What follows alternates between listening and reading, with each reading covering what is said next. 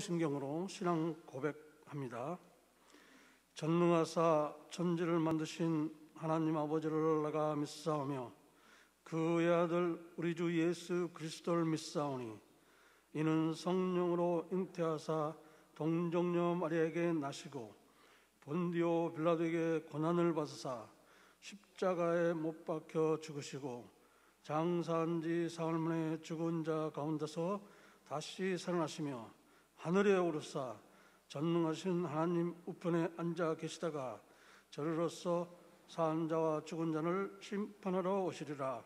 성령을 믿사오며 거룩한 공회와 성도가 서로 같은 것과 죄를 사하주신 것과 몸이 다시 사는 것과 영원히 사는 것을 믿사옵나이다. 아멘. 우리 하나님 앞에 찬송가 101장 천지에 있는 이름 중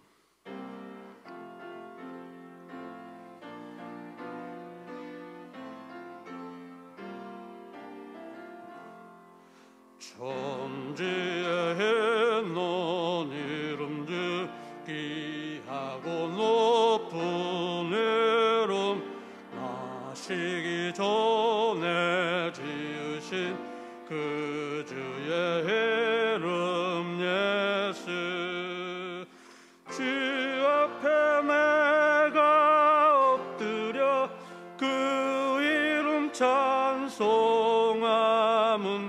내 귀에 들린 말씀 중 귀하신 이름 예수 주 십자가에 달릴 때 명패에 쓰인 대로 저 유대인의 왕이요 또 우리 왕이시라.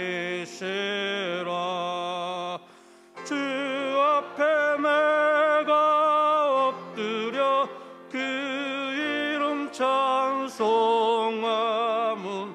내 귀에 들린 말씀 중 귀하신 이름 예수 지금도 살아계셔서 언제나 하시는 일 나 같은 죄인 모르사 참 소망 주시도다.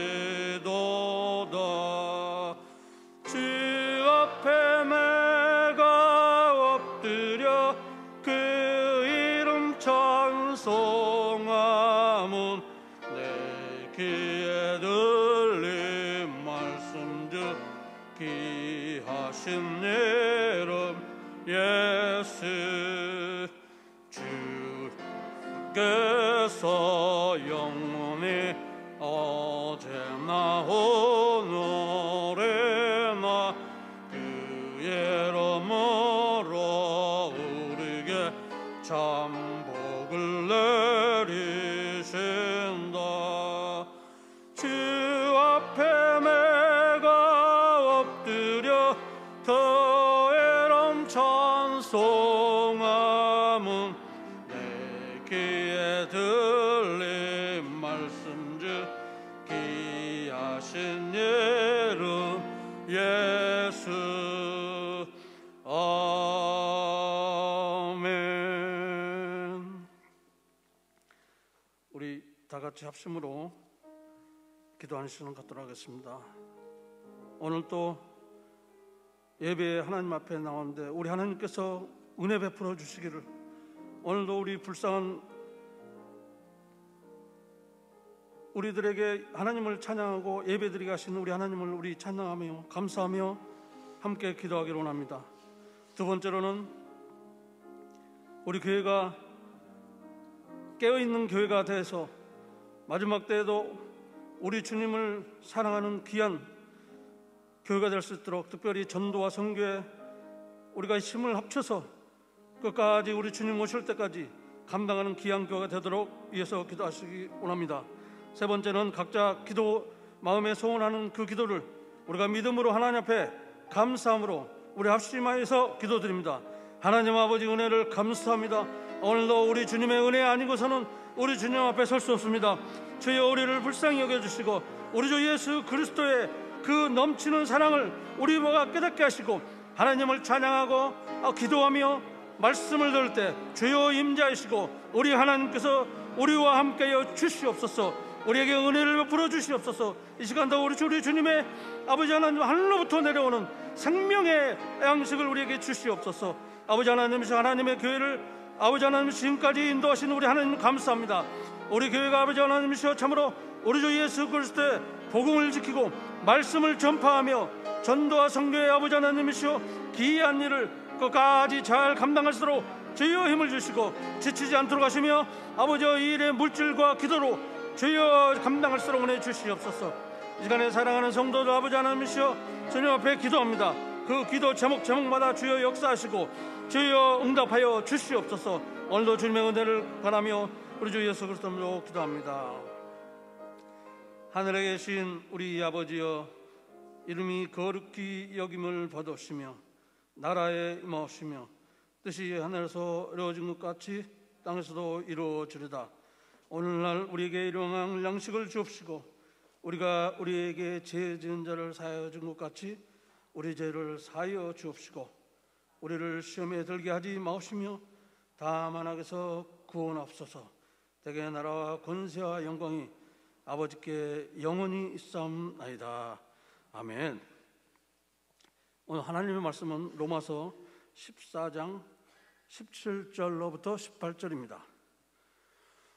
우리 다 같이 한 목소리로 하나님의 말씀이 있습니다. 하나님의 나라는 먹는 것과 마시는 것이 아니요 오직 성령 안에서 의와 평강과 희락이라. 이로써 그리스도를 섬기는 자는 하나님께 기뻐하심을 받으며 사랑하기도 칭찬을 받느니라. 아멘.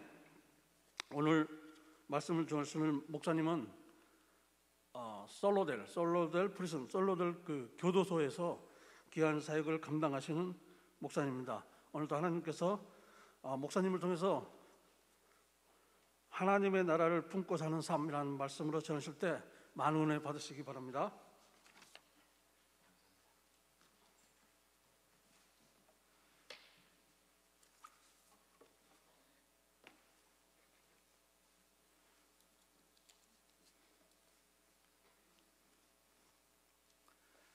Good morning.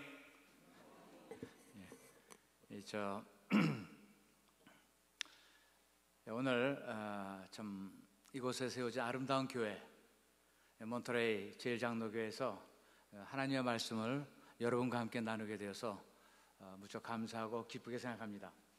저는 여기서 한 45분 정도 이렇게 남쪽으로 가면 솔레다드라는 데가 있습니다. 많은 분들이 아시리라 믿습니다만은 거기에 교도소가 있는데 옛날에 이름은 솔레다드 스테이트 프리즌, 지금은 커렉셔널 트레이닝 퍼실리티 이름이 바뀌었지만은 거기에서 프로테스탄트 채플린으로 지금 만 8년 동안 사역하고 있습니다. 교도소 담임 목사죠. 오늘 저는 미국 장로교 목사인데 여기 이강욱 목사님은 우리 미국 장로교회도 조금 좀 저는 한국식으로 얘기하면 통합 측이고 이 본교회는 합동 측입니다. 그래서 조금 그렇지만 큰 우리 같은 장로교 같은 그 장로교 안에 있습니다. 저희 교도소에는 지금 현재 한 남자 죄수만 한 4,000명 정도 조금 넘게 있습니다. 한때는 제가 처음 시작할 때는 5,000명이 훨씬 넘었었는데 지나간 2, 3년 많이 캘리포니아에 죄수들을 많이 석방했습니다. 그래서 지금 한 4,000명 조금 더 있고 저희들이 지금 주일 예배를 영어 예배 3부, 스페니시 2부 그래서 5번 예배를 드립니다. 채플이 두 군데 있어서 그래서 이제 예배 드리는데 저희가 주일 예배 참석 인원은 한 500명 정도 이렇게 매주일마다 예배에 참석하고 있습니다. 이 몬터레이가 가까운데 여기 참 여러분들은 참 좋은데 사십니다. 그죠? 몬터레이에 저희 사역을 돕는 발룬티어들이 몇 분 사십니다. 미국 목사님 저희 장로교에서 은퇴하셔서 이곳에 와서 계신 분도 계시고 또 침례교 은퇴 목사님도 몬트레에 사시는 분이 계셔서 저희 교도소에 한 달에 한 번씩 들어와서 설교하시고 뭐 그런 분들이 있습니다. 몬트레에 참 누구에게나 가보고 싶은 곳에 사는 여러분들은 축복받으신 분들이십니다. 여러분들 건강하시죠? 우리 지나간 우리 2년 반 동안 우리 모두가 다 이 코로나 팬데믹으로 인해서 우리의 생각이나 초점이 우리의 건강과 안전에 이렇게 많이 생각하고 살아왔던 것 같습니다. 이 사실 하루빨리 좀 회복돼서 우리의 삶이 일상으로 이렇게 돌아갔으면 좋겠습니다. 이럴 때 저는 우리들의 신앙 자세도 다시 한번 돌아보고 재정비하는 것이 좋겠다 하는 생각이 듭니다. 그래서 저는 오늘 여러분과 함께 로마서 말씀을 통해서 우리가 어떤 마음과 자세로 우리의 생을 살아가야 할 것인지를 함께 생각하고 나누도록 하겠습니다. 우리 로마서 14장 17절 18절 우리 다시 한번 영상을 띄워주시면 우리 같이 한번 읽겠습니다. 시작. 하나님의 나라는 먹는 것과 마시는 것이 아니요 오직 성령 안에서 의와 평강과 희락이라. 이로써 그리스도를 섬기는 자는 하나님께 기뻐하심을 받으며 사람에게도 칭찬을 받느니라. 아멘. 사실 오늘 이 말씀의 역사적인 배경은 사도 바울이 로마 교회를 향해서 주시는 메시지입니다. 이 로마 교회는 두 그룹의 사람들이 있었습니다. 한 그룹은 유대인 크리스찬, 주이시 크리스찬이 있었고 또 한 그룹은 이방인, 젠타일 크리스찬이 있었습니다. 여러분 로마라는 그런 지형을 생각하시면 쉽게 이해가 되실 것입니다. 근데 이 교회가 이제 성장하면서 이분들 간에 갈등이 생겼어요. 어떤 갈등이냐면 먹고 마시는 것, 또 절기 이런 것 때문에 갈등이 생겼습니다. 유대인 크리스찬들은 그들이 어렸을 때부터 훈련받은 대로 우리 먹는 모든 음식도 그 율법을 따라야 한다. 또 절기도 따라야 한다. 이것이 이제 유대인 크리스찬들의 생각이었습니다. 반대로 로마의 이제 이방인 크리스찬들은 그게 무슨 소리냐? 오래전에 벌써 예루살렘 공회에서 우리 그런 거는 안 지켜도 된다고 그러지 않았느냐? 그러니까 뭐 절기나 음식 먹는 것 지키지 않아도 된다. 이런 갈등이 있었습니다. 이런 소식을 들은 사도 바울이 그들에게 편지 쓴 내용이 로마서 가운데 이 내용입니다. 바울이 로마서 14장 20절에 보면 음식으로 말미암아 하나님의 사업을 무너지게 하지 말라 이렇게 말씀합니다. 우리가 화평의 일과 서로 덕을 세우는 일에 힘을 써야지 음식 같은 것 가지고 이렇게 갈등하고 다투는 것은 좋지 않다 이렇게 말씀하고 있습니다. 이 사도 바울이 말씀하고 있는 것은 음식이 우리의 신앙에서 중요한 것이 아니기 때문에 음식이 문제가 되어서는 안 된다는 것을 우리에게 말씀하고 있습니다. 그리고 그 이유는 오늘 17절 말씀처럼 하나님의 나라는 먹는 것과 마시는 것이 아니요 오직 성령 안에 있는 의와 평강과 희락 때문이다 이렇게 말씀하고 있습니다. 여러분 한번 우리의 삶도 한번 돌아보시면 좋겠습니다. 사실 때때로 우리도 이 신앙생활 하면서 때로는 본질적인 것은 있고 겉으로 보이는 것에 더 관심을 두는 경우가 없지 않습니다. 그렇죠? 우리 다 경험했을 거예요. 그러나 정말로 우리가 신앙생활을 잘하기 위해서는 눈에 보이는 외적인 것이 아니라 본질적인 것에 우리의 초점을 두고 생각을 맞춰 살아야 합니다. 다시 말씀드리면 나와 하나님과의 관계가 어떠한가? 내가 하나님 나라 안에 사는가? 하나님의 나라가 내 안에 있는가? 이런 것에 초점을 두고 살아야 합니다. 오늘 말씀이 하나님의 나라에 관계되는 거기 때문에 먼저 하나님의 나라에 대해서 먼저 생각해 보도록 하겠습니다. 우리 한국 성경은 하나님의 나라라고 되어 있습니다.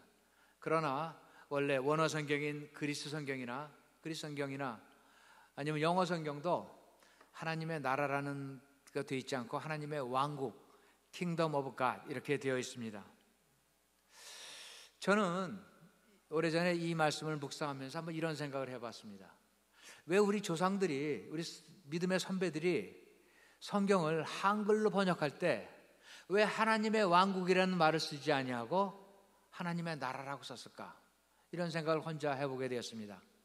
제 혼자 아마도 그 당시에 한국 성경을 한글로 번역하는 분들이 우리나라 이조 조선 말기의 조선 왕조, 아니면 한국을 강탈한 일본 제국주의의 왕조, 이런 것들에 대한 부정적인 시각 때문에 장차 한글 성경을 읽는 많은 우리 후손들이 그런 부정적인 이미지를 가지고 하나님의 나라를 이해할까 싶어서 하나님의 왕국이라는 말 대신 하나님의 나라라는 말을 쓰지 않았나, 이런 생각을 해봅니다. 이건 이 다음에 제가 하늘나라에 가서 여쭤봐야 될 일이죠. 누구도 정확한 답변은 해주지 못하지만은, 그런데 우리가 왜 제가 하나님의 왕국이냐 나라냐 이런 말씀드리냐면, 왕국과 나라는 굉장히 차이가 있습니다. 우리가 보통 나라 이러면은 민주주의 국가를 생각합니다. 대통령 몇 년에 한 번씩 대통령을 뽑아서 통치하는 나라, 아니면 영국이나 일본처럼 수상을 뽑아서 수상이 몇 년 동안 통치하는 나라, 그런 것이 우리의 생각에 일반적으로 들어오게 됩니다. 그러나 왕국은 다릅니다. 왕국은 절대 권력을 가진 왕이 다스리는 나라가 왕국입니다. 다시 말씀드리면 하나님의 나라는 하나님의 왕국, 절대적인 하나님께서 절대적인 권력을 가지고 다스리는 나라가 하나님의 왕국이라는 것입니다.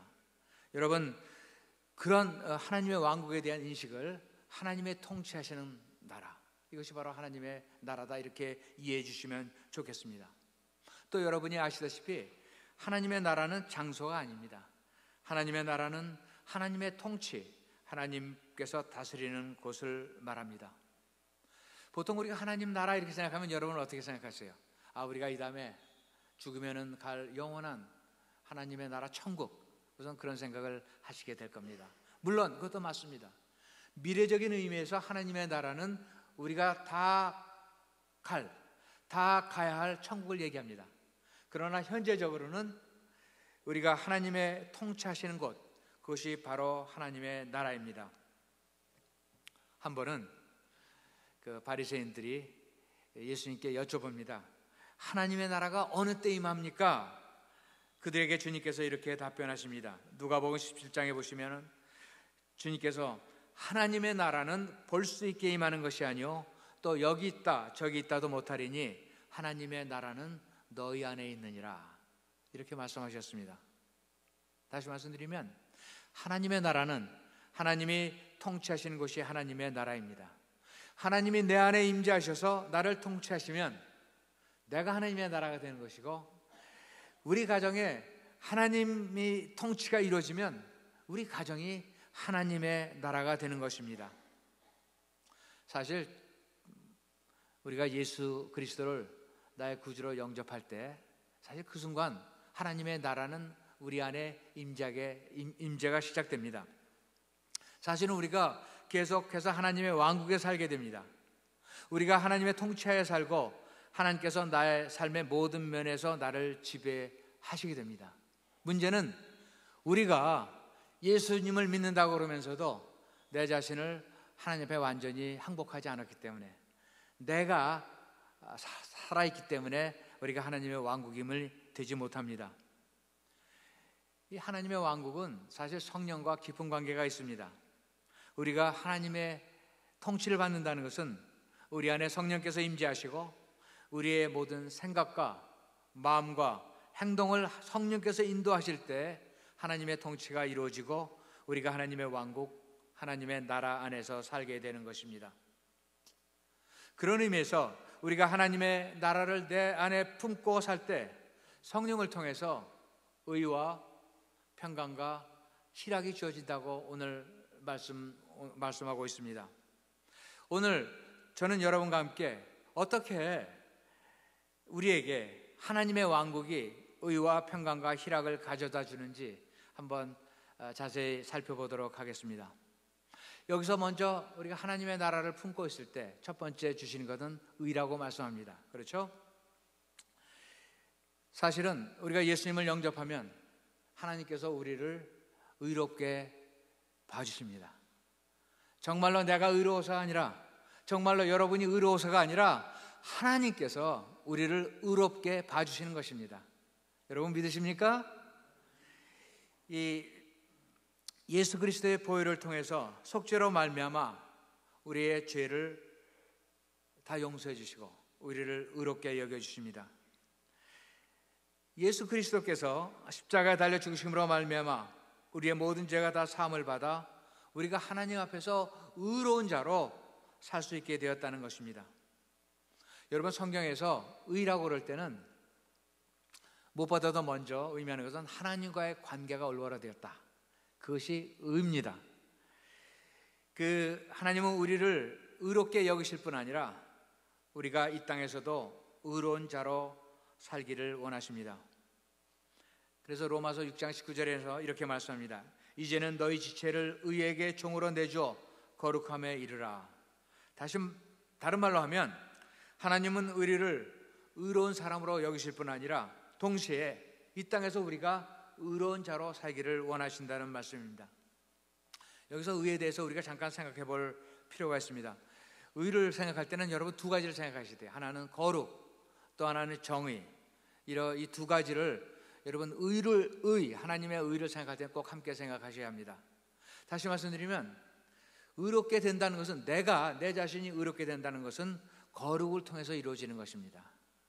또 다른 사람들을 향해서 의롭다는 것은 정의를 통해서 나타납니다. 다시 말씀드리면 의로운 사람들은 거룩한 삶을 살고 의로운 사람들은 다른 사람들을 공정하고 정당하게 대한다는 것입니다. 이것을 우리 하나씩 좀 살펴보겠습니다. 여러분, 첫 번째, 거룩함이 나를 의롭게 합니다. 하나님께서 우리 사람들을 택하실 때 하나님은 그들이 거룩하게 되기를 원하십니다. 여러분, 구약의 레위기에 보면 이런 말씀이 있습니다. 나는 여호와 너의 하나님이라. 내가 거룩하니 너희도 몸을 구별하여 거룩하게 하고, 또 그 다음 절 말씀에 내가 거룩하니 너희도 거룩할지어다. 구약에서 이렇게 말씀합니다. 또 사도 베드로전서에서 오직 너희를 부르신 거룩한 이처럼 너희도 모든 행실에 거룩한 자라, 이렇게 말씀합니다. 근데 우리가 거룩함에 대해 생각할 때 우리는 제일 먼저 도덕적이고 윤리적인 것을 먼저 생각하게 됩니다. 물론 그것도 의미합니다. 그러나 그것들은 2차적인 것이고, 거룩함에 대한 첫 번째 일은 separation, 분리를 의미합니다. 무엇에서 분리? 세상으로부터의 분리, 내 자신의 이기심으로부터의 분리. 거룩함은 하나님과의 관계에서 비롯되는 것입니다. 하나님과 올바른 관계를 갖기 위해서는 우리가 세상에서 분리되어야 한다는 것입니다.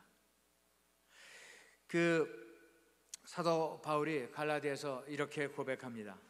내가 그리스도와 함께 십자가에 못 박혔나니 그런즉 이제는 내가 사는 것이 아니요 오직 내 안에 그리스도께서 사시는 것이라.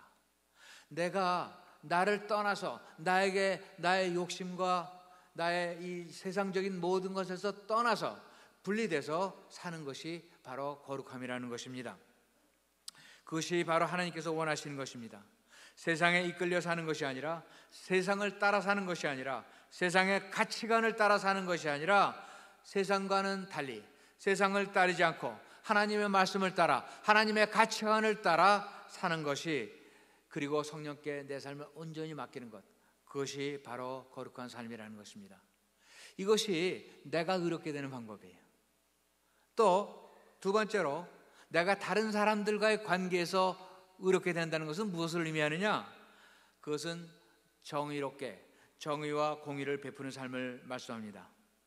정의라는 게 무엇이냐?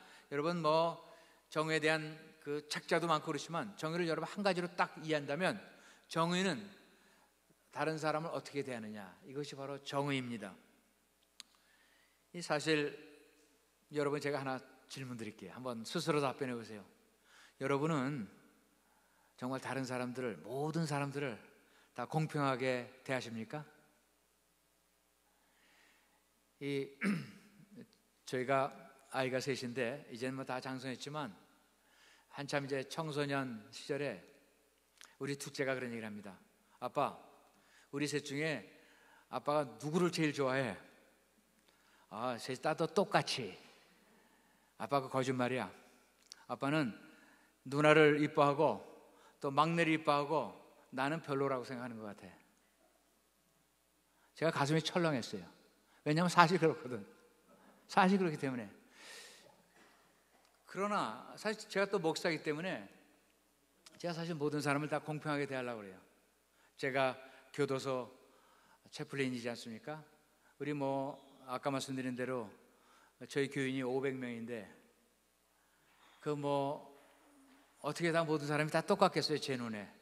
어떤 형제는 좀 더 이쁜 형제도 있고 어떤 형제는 이런 녀석이 있어 이렇게 생각하는 사람도 있죠. 솔직히 근데 제 목표는 모든 사람을 공평하게 대하는 것이에요. 그렇게 노력해요. 계속 실패하지만 제가 의식적으로 모든 사람을 인종이나 색깔, 배운 거 배운 자 안 배운 자, 잘생긴 거 못생긴 거 이런 거 다 따지지 아니하고 또 모든 것에 관계없이 공평하게 똑같이 대하는 것이 사실 정의입니다.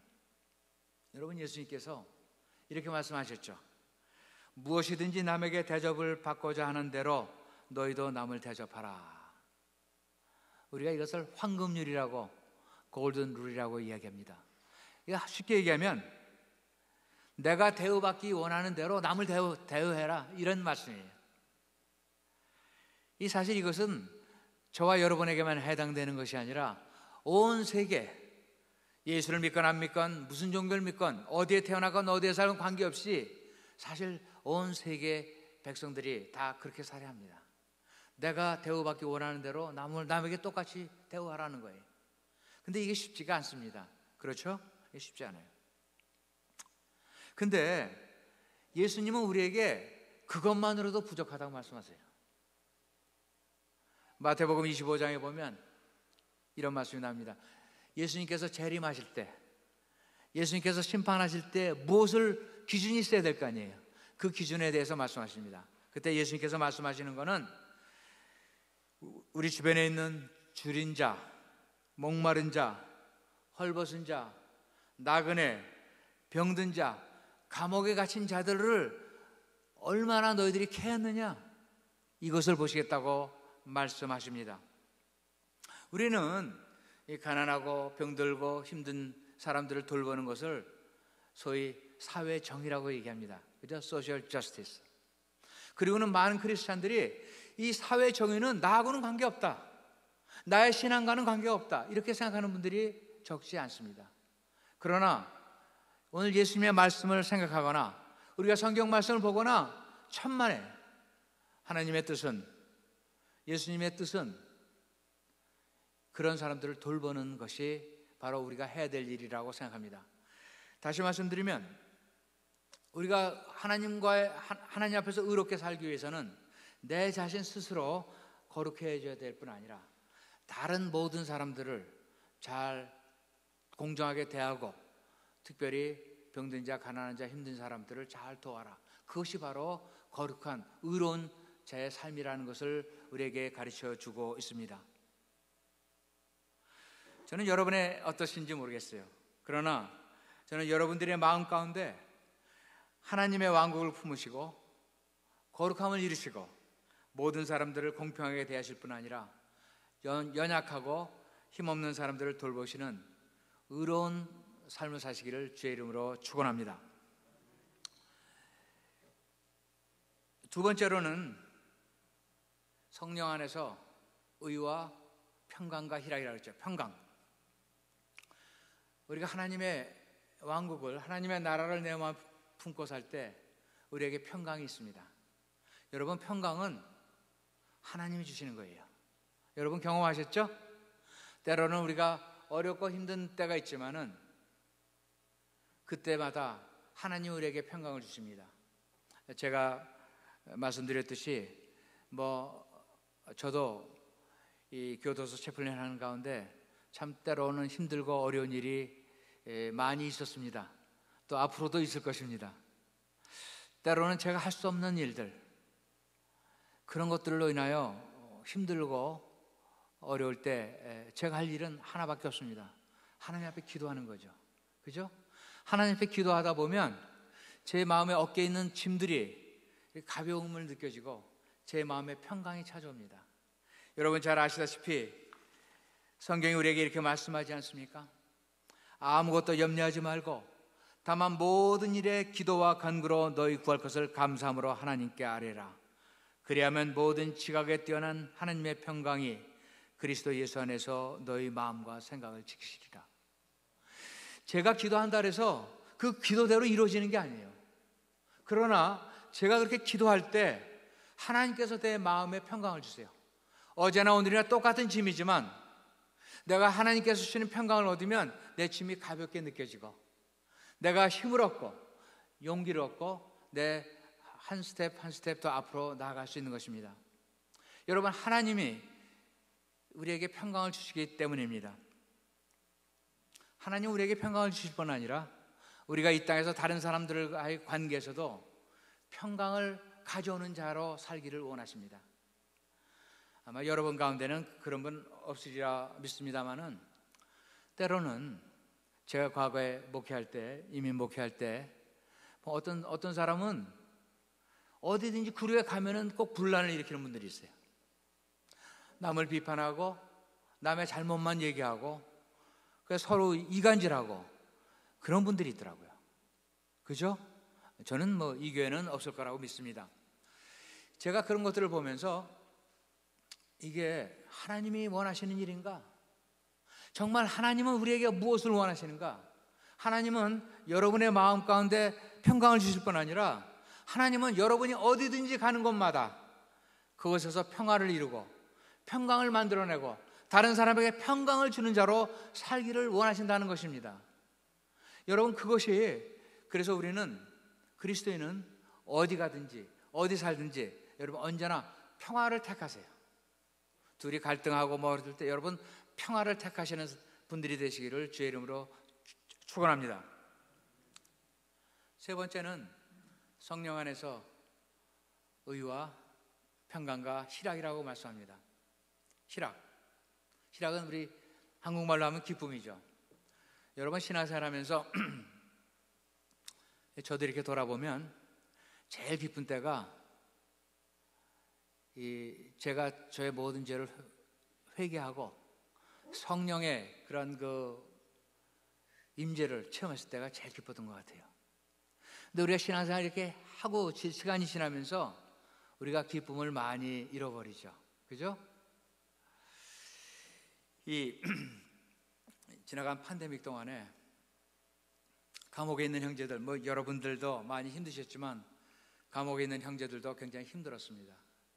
이게 2년 반 전에 죄송합니다.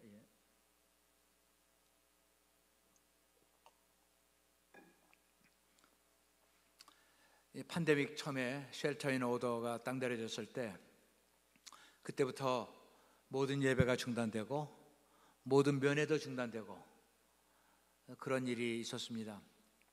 그 1년 동안, 만 1년 동안 꼬박 우리가 인퍼슨 예배가 없었는데 그동안에는 제가 집에서 설교를 이렇게 영상으로 녹화해서 그거를 이제 교도소 내 방송을 통해서 이렇게 방송하는 걸로 그걸로 주일 예배를 드렸는데 사실 저는 그것이 정말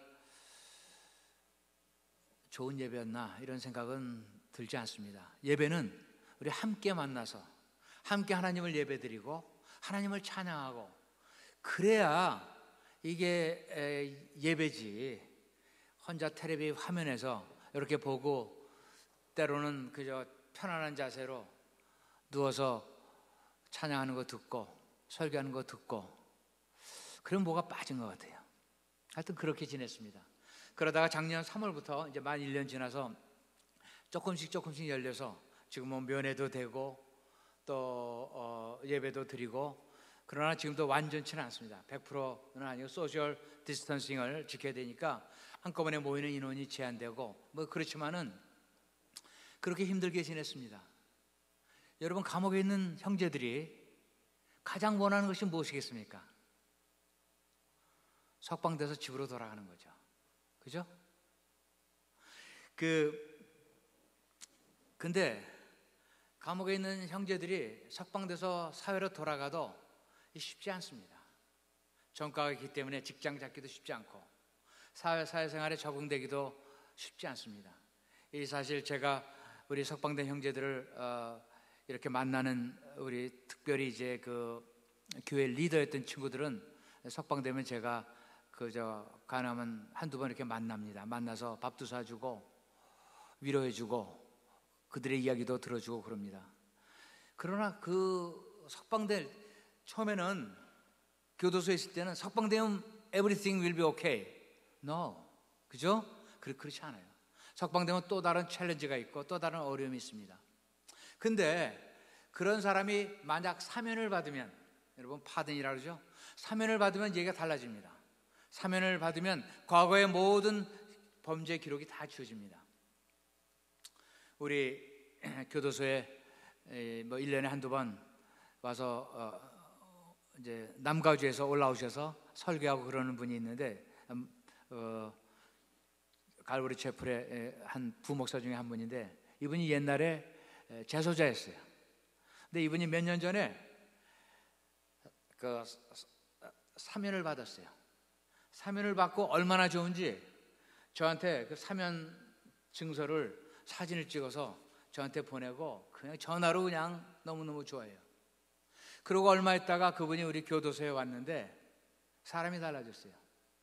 자신감이 넘치고 활력이 있고 얼굴이 그냥 훤하고. 그래서 제가 사면이 저렇게 힘 있는 거구나, 이런 생각을 해보았습니다. 여러분, 제가 주지사가 사면을 하는 거예요. 캘리포니아 주에서는 대통령이 하는 거하고는 다르죠. 주지사가 사면을 하는데, 지난번 주지사 제리 브라운이 그 캘리포니아 주지사 가운데 가장 많이 사면을 한 사람이에요. 그분이 재임하는 8년 동안에 1189명을 사명하고 152명에게 가명을 허락했습니다. 캘리포니아 역사상 제일 많이 한 분이죠. 그분 다음으로 많이 한 사람이 누구냐면 로널드 레이건 대통령이 캘리포니아 주지사 할 때, 그분이 1967년에서 75년 그 8년 동안 했는데, 그때 사면을 574건, 가명을 17건 이렇게 했습니다. 여러분, 제리 브라운 직전에 주지사가 누군지 아세요? 터미네이터, 아놀드 슈와스네거예요. 그죠? 여러분 아실 거예요. 영화를 봐서도 알고. 그가 주지사 8년 동안에 사면 15명, 가명 10명 했어요. 지금 주지사인 게빈 뉴섬은 모르겠어요. 아직 초기라.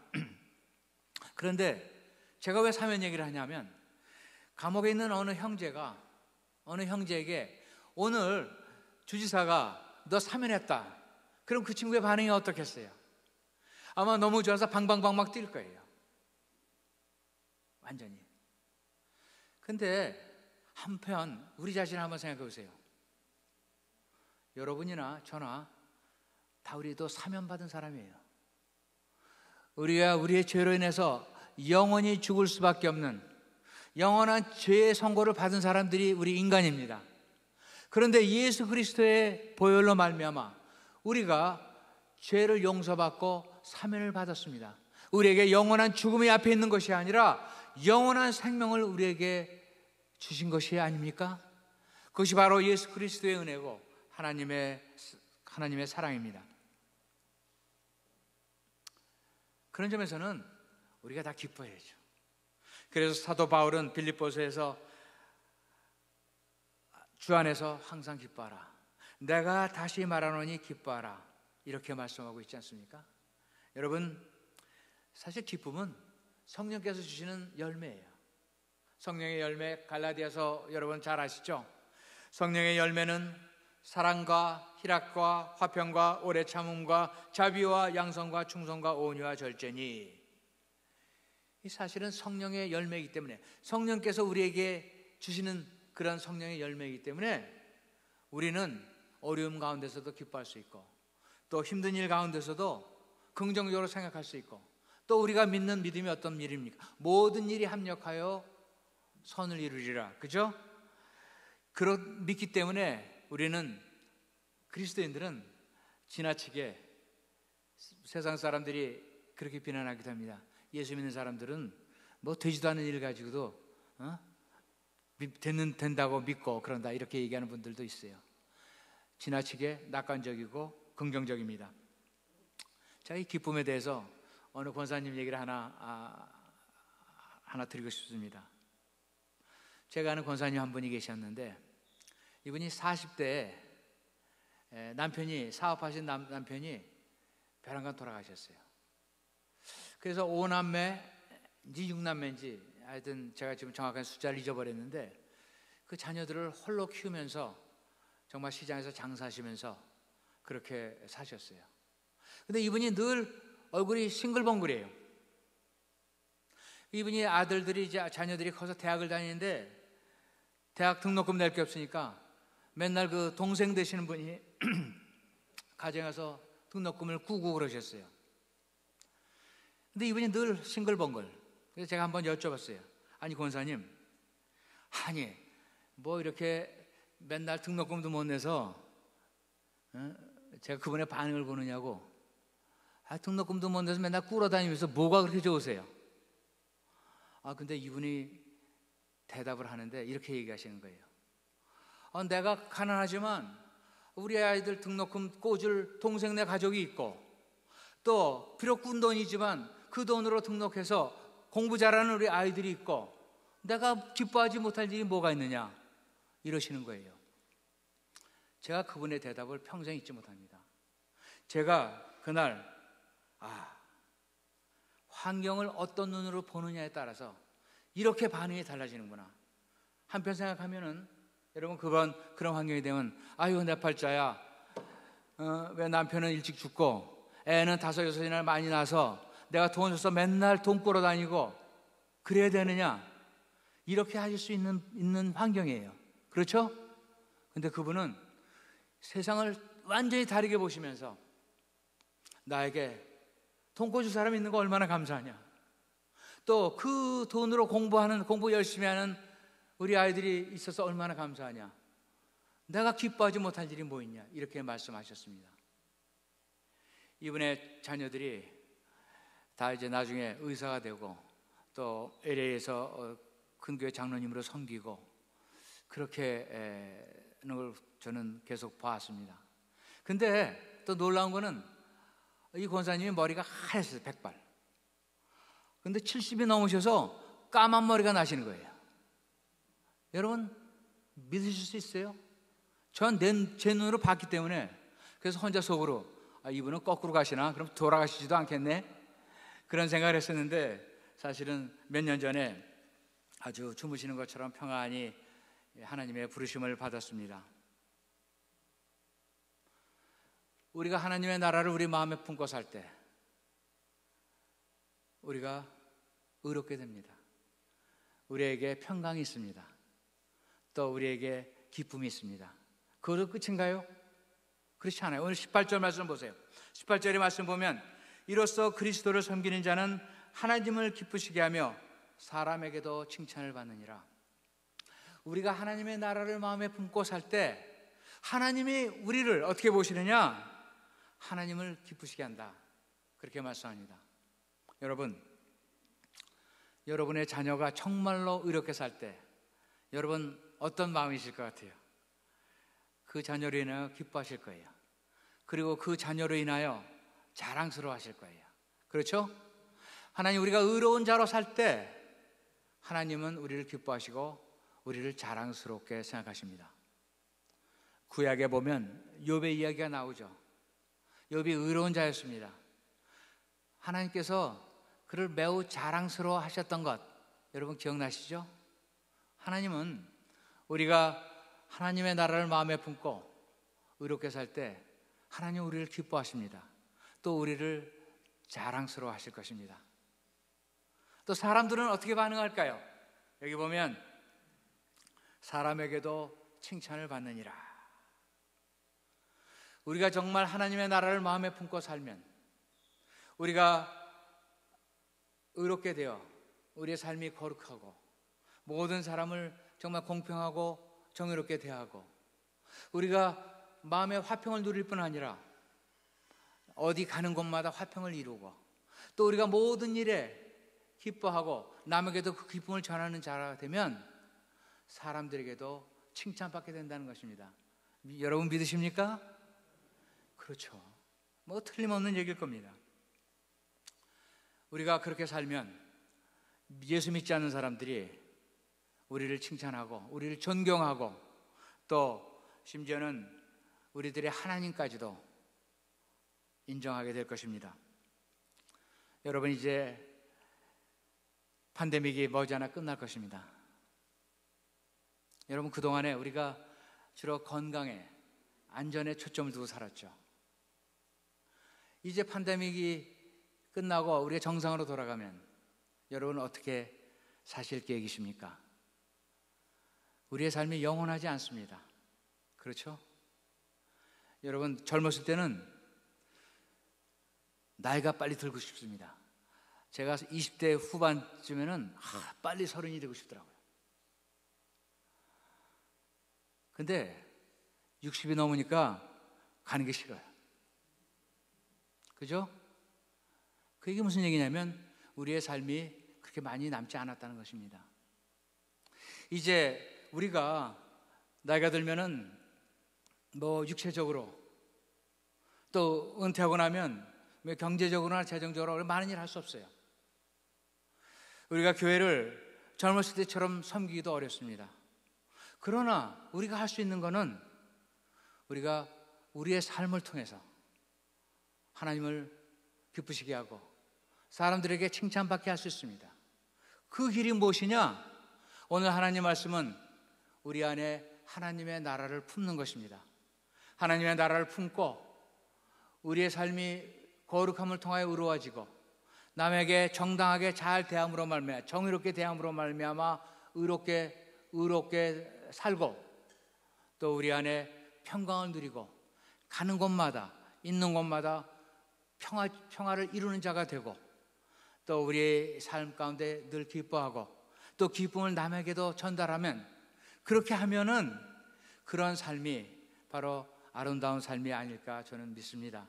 그래서 저는 저와 여러분이 이제 다시 한번 우리의 신앙도 점검하면서 하나님의 왕국을 마음에 품고 성령께서 인도하시는 삶을 살아감으로 의와 평강과 희락을 누리는 저와 여러분 모두가 되기를 주님의 이름으로 축복합니다.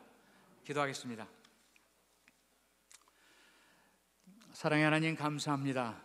오늘 주님의 거룩하고 복된 날 하나님의 전에 나와 하나님을 예배하는 하나님의 백성들을 축복하여 주시옵소서.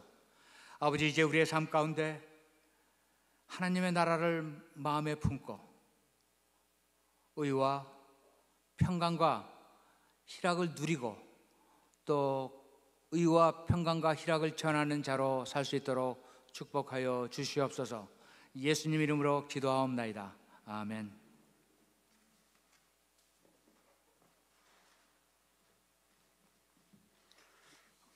귀한 말씀을 전해주신 목사님께 감사드립니다.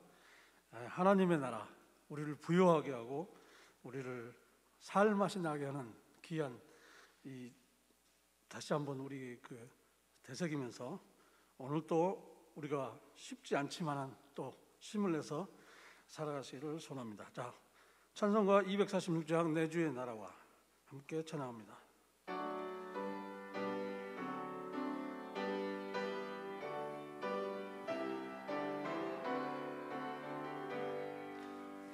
내 주의 나라와 주 계신 성전과 피 흘려 사신 교회를 늘 사랑합니다.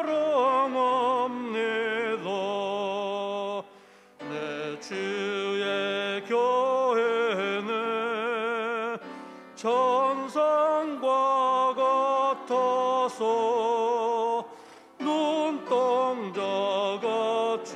아끼사 늘 보호하시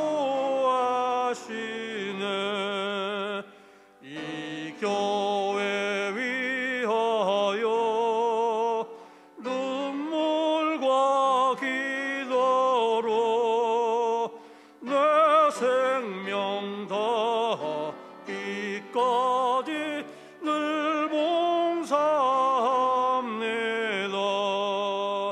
성도의 교제와 교회의 생활과 구주와 맺은 언약을 늘 좋아합니다. 하늘의 영광과 베푸신 축복이 진리와 함께 영원히 시온에 넘치네. 아멘.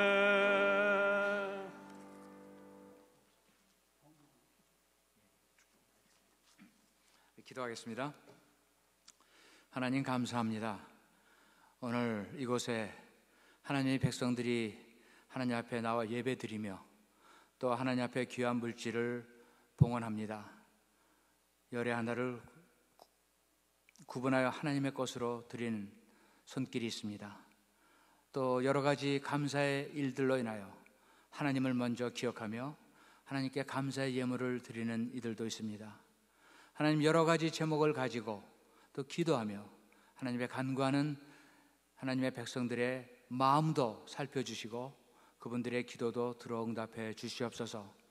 하나님 앞에 헌신하는 주의 사랑하는 자녀들을 축복하여 주셔서 일용할 양식으로 인하여 염려하지 않게 하시고 삶의 어렵고 힘든 문제들이 하나님의 은혜 가운데 평강을 누리며 모든 일들을 잘 극복할 수 있는 용기와 믿음도 또한 허락해 주시옵소서.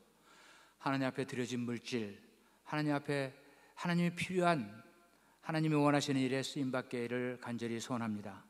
또 휴가 중이신 이강욱 목사님에게도 함께하여 주셔서 어디에 계시든지 건강하고 평안한 안식을 누리시다가 아버지여 때 이곳으로 다시 오실 수 있도록 주님께서 그 발걸음을 안전하게 지켜 주옵소서.